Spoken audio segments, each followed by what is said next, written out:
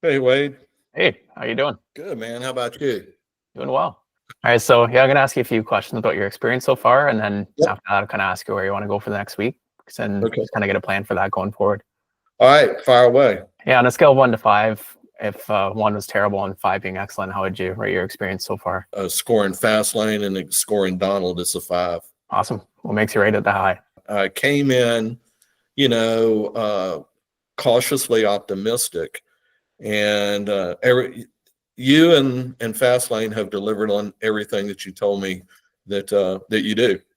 And so from a fast lane experience, it's a 5. From Donald, the reason I rate him so high is he's patient, he's courteous, he is very complimentary, and I find his personality to fit well with mine, and his teaching style is it works for me. Yeah, I'm really glad to hear that. And what were you most skeptical about when you first were thinking about this? If it, first of all, how hard would it be to do over a Zoom call? How much could I really take away from that Zoom call? Would it be good? Would the quality be good when you're not face to face physically? You're looking through a screen as we are now, and that's not a problem. I mean, I've learned that it works real well. We did it in the business world, but this was a little different, and it was an investment. Yeah, So it's been good. I'm really glad to hear that because that's a pretty common concern for people. They think, okay, if it's not in person, then it's not going to be a good lesson, but it can actually end up being better because you get access to people that you wouldn't normally have access to. Yeah, and I should have known that coming from the business world when people are sitting around. The only problem is in the business world, a lot of you don't know a lot of times if there's other distractions going on, but when you're one on one, me and Donald, it's easy to know that we're both engaged, not looking at something else, and just Yeah, and just kind of blowing it off. yeah, that makes sense. And can you share a bit about where you were before you got started with us, like what playing level and where you might Well, feel stuck? I would say I didn't have a playing level per se. The reason I say that is, as a kid, I took a couple lessons. So coming into this, I knew a few chords. I knew a C, a G, an A minor, and a D. And couldn't play any songs, but I could strum a few chords, but I couldn't move past probably the third fret, Yeah, because that's where those chords lived at. And so coming in, I could do that. I had taught myself how to play Happy Birthday just on tabs without any chords. And I had learned to read tab. But yeah, I couldn't make anything that sounded good.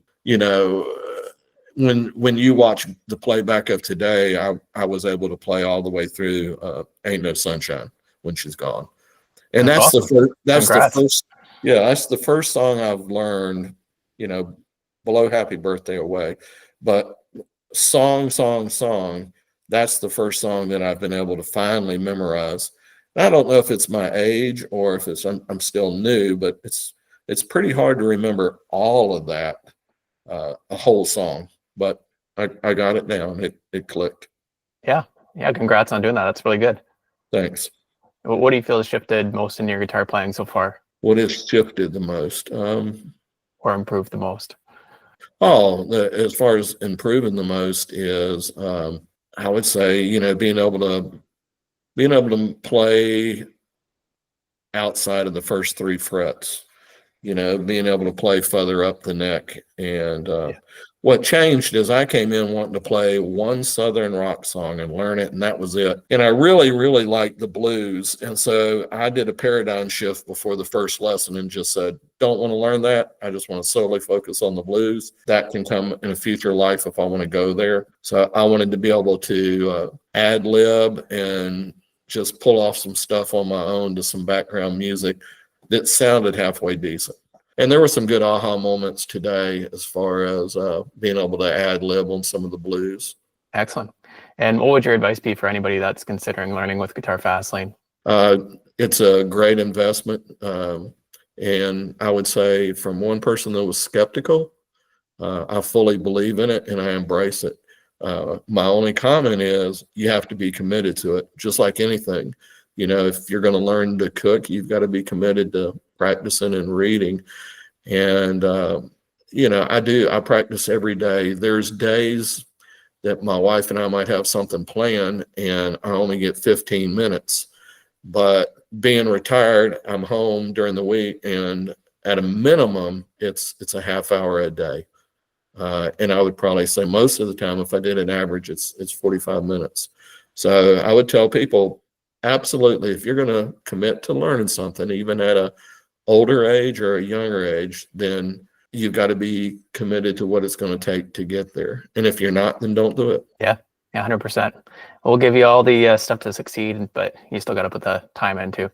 Absolutely. It's kind of like the fitness analogy. They say can't do the push-ups for somebody else. That's right. Is there anything you can think of that would make Guitar Fastlane better? You know, I knew you were going to ask me that question after prepping by watching some of the other people, and there's nothing that comes immediately to mind.